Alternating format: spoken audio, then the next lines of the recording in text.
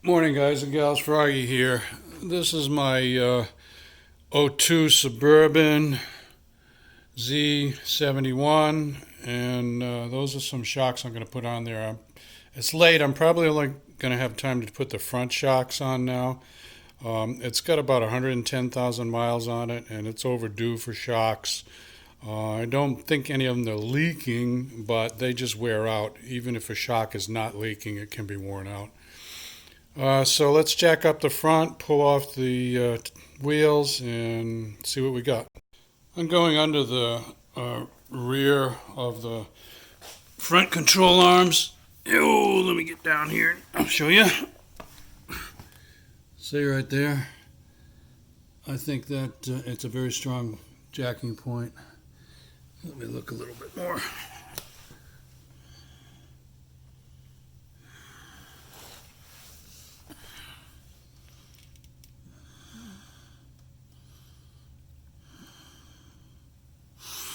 Could actually go into that front sub frame area. I don't know. You got a little leak there. I've had that for a while. Let me put the flash on this. You know, that actually looks just as strong as, if not stronger. So I think I'll go under there. It's where that wet spot is there. So you can see from this angle why that's a better place to put the jack, because this has a slope to it. The jack theoretically could slip off of it, although I doubt it ever would. But that's flat. Flat is flat. Flat is good. And put some jack stands in there to back it up. So let's look at the shock. That's an original shock, 120,000 miles on it roughly, from 2002, and it is not leaking, but it's very well worn out, I'm sure. I'll see if I can show you when I take it off. So we got one big nut and bolt on the bottom and a smaller one on the top. So let's get on this. Oh, while I'm here, let's look at the brake pads. I point out one other thing to you. These rotors, you see that mark on that little retaining nut? It's not really a nut, but it's a retaining thing. These original rotors on this. And if you feel for a lip here, there's almost no lip at all. So these rotors just don't ever wear out on this truck. Or maybe I'm easy on brakes, I don't know. Let me put the light on. So this is my pad.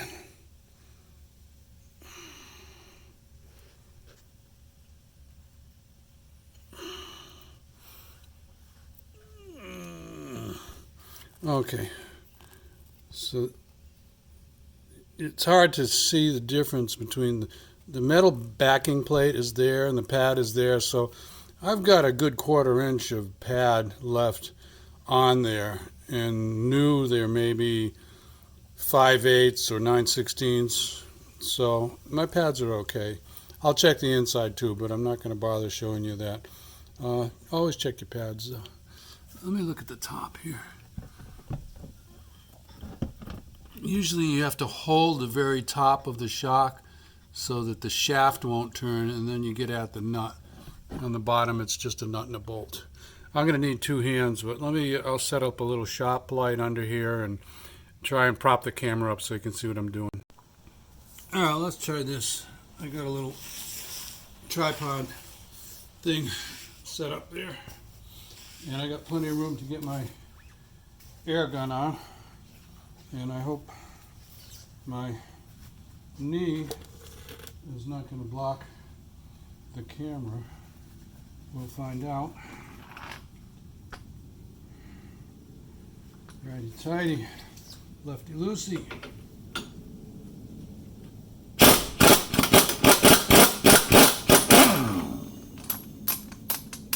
All right, there's that.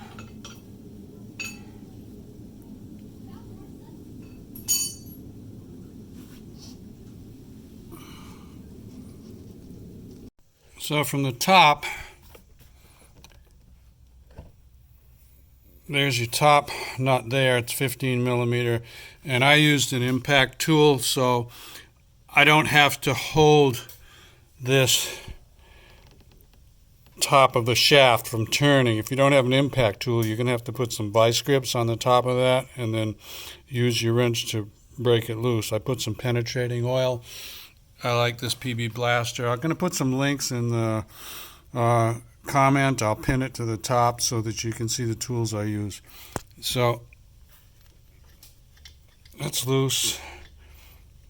So both of them are loose now. I just got to figure out, I might have to compress this or compress the new one to get it in there.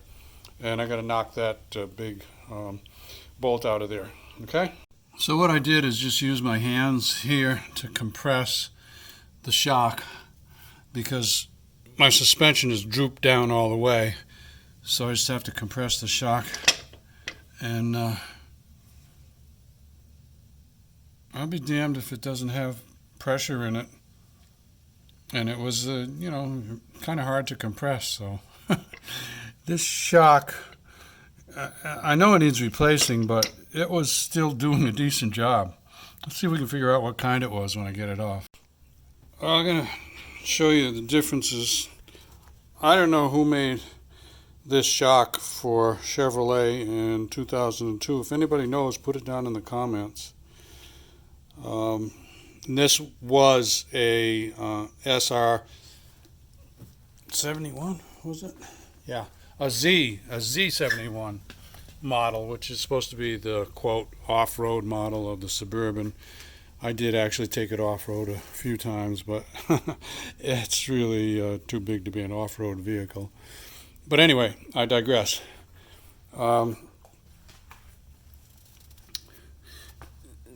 There's a sleeve here, a metal sleeve. Whoops, sorry, out of camera. A metal sleeve here because the holes in these bushings are bigger than the holes in these bushings.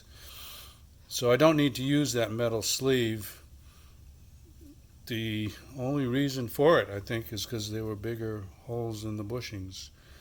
I don't know. Maybe they thought that was stronger than having small holes in the bushings. I guess that would probably be it, stronger. I am going to set the camera up, and I'm going to push down and show you the rebound on these one at a time. And you can see this old shock was still doing some work. There, I think that'll show you a little demonstration.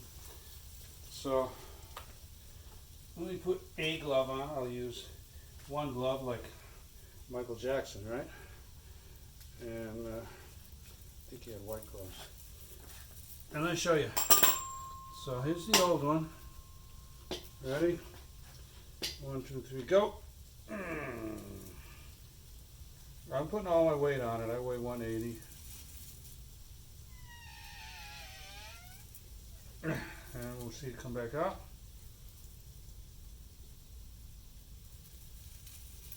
Maybe.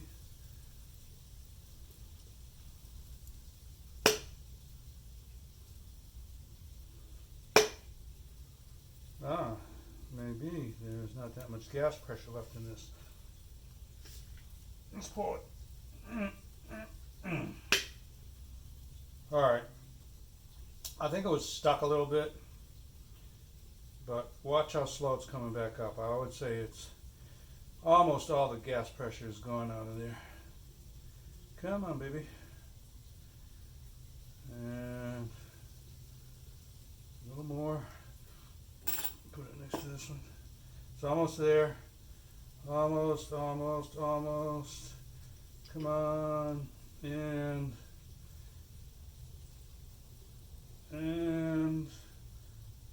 there. That's it. Alright, let's do this one. Down. To me, it compresses pretty darn close to the same. Up. So there's a big difference there. So yeah, that definitely needed replacement. Whew. Should I do a little Michael Jackson? Beat it, beat it. Okay, so going back in, I will probably compress this, and the rebound is pretty slow, so I'm going to try and compress it, shove the bottom bolt in, and at the same time with the other hand direct the top one into its hole on the frame. Okay, I am definitely going to need two hands for this, so I'll get back to you when I've accomplished. One other little thing I will show you, there's this little nylon washer here. I'm going to leave it in there. I don't think it's like a shipping washer or anything like that. I think they want you to have it in there. Why? I don't know. But this is not a load-bearing component, so I think that nylon wash will probably last okay.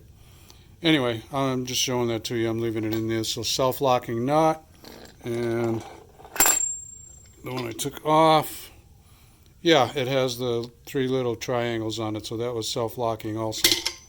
Okay, here we go. So, okay, update. Actually, the way I'm going to end up doing this is my shock. I've already attached, I haven't tightened it up, but I've attached that bottom nut and bolt. And I'm in a good physical position to just compress this and shove it underneath that little shoulder or lip and let it go up there. Guide it so that this ridge here is nice and centered, and then I'm pretty close to done. That's how I'm going to do it, but I still need two hands, I guess. Let's see if I can set this up. So I don't know how good this is going to be, but let's try it. I set up the camera on the tripod, and I'm trying to give you guys and gals a little more of what I actually do, the little tricks, say, as opposed to just telling you that I need two hands and I need to put it down. So I'm going to pull down on this, and I have to get as close as I can to it. I might have to use a, let's see, it's going to go, it's going to be hard. See, I've just got my arm weight, I can't put my body weight on it. Come on, baby. It's moving a little bit.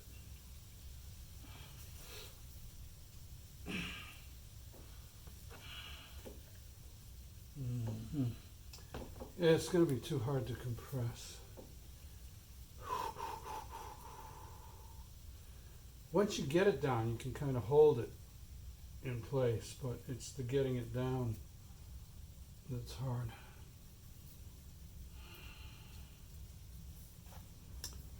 I do have a pry bar.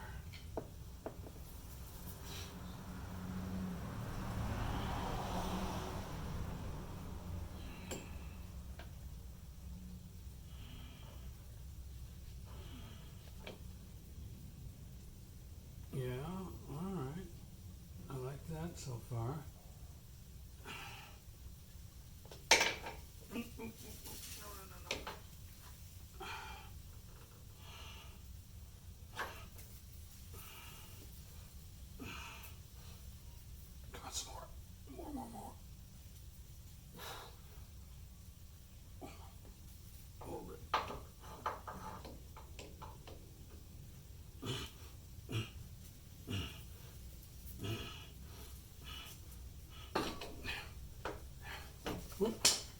I think I got a good start on it.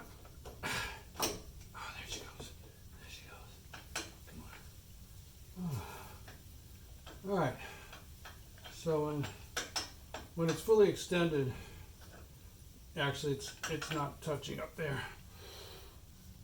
But what I'm going to do is jack up under this corner with a little bottle jack, and then I'll get it up about 3/4 of an inch, so I can make sure that lip is in the metal hole real good. So let me go get my bottle jack. So there you can see the top of it, and let me see, I'm just going to tilt the camera down and you can see the bottle jack there. So I just jacked up on it and held the top and centered it as it went up, up, up, up, up. Now I'm going to catch the bushing, the washer, the nut on the top, and then I can get rid of the bottle jack and finish it up with the bottom nut. And these bilsteins actually use a 17 millimeter right there in the middle of your screen, 17 millimeter deep socket, and they actually tell you not to use an impact wrench when you're tightening these up, and that you should have the suspension loaded. So I'm going to check that when I get the car back together, because it'll be easy to check from the top. But basically, if you know what you're doing with an impact tool, you can use it. I've got a little bulge here on the upper rubber bushing, and there's weight pulling down on the car, so that bulge will equalize with the bottom rubber bushing once the car is down, the weight is down. And that's what I'm going to check for, just a little bulge in the bushing. It has a straight wall, and then when you get it to the right torque, it has a bulge, and they don't really even give you a torque spec, I do not believe, for this. So that's done, except for checking later on. I'm going to tighten up the bottom. That probably does have a torque spec. I'm just going to look at the size of it, and I'm going to say about 60 will do it. And then we're almost done. Well, I put it at 75 because I looked at another video on a Silverado truck, and they said 80 to 85. And this is not a Silverado truck, but it was a 21-inch nut and bolt. So I think 75 is good. And like I said, I'm going to double check the top, so I'll make sure I got a little bulge upper and lower bushing. And I'm going to wrap this up. That's it. I will put some links for tools that I use that I think you might find useful. Give me a thumbs up or a like if this helps you out. Subscribe to my channel if you want more from Froggy. Click on the bell if you want notifications. And let me know, do you like it when I set up the camera and I try to show you like real action shots rather than just telling you what I did afterwards? I'm guessing most of you are going to say yes, but maybe not. I don't know how it's going to come out. I'm just going to put it up there, and you guys and gals can be the judge. I just do this all to help you out. Give